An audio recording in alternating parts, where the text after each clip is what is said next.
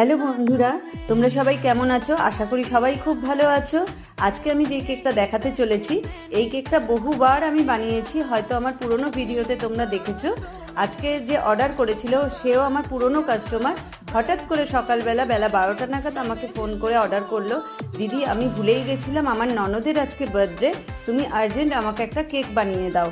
যেহেতু এই কেকের ডিজাইনটা আমার খুব পছন্দের, সেই জন্য আমি ঝটপট এই কেকেরটা বানিয়ে দিলাম ওকে, এবং ওর খুব ভালো লেগেছে।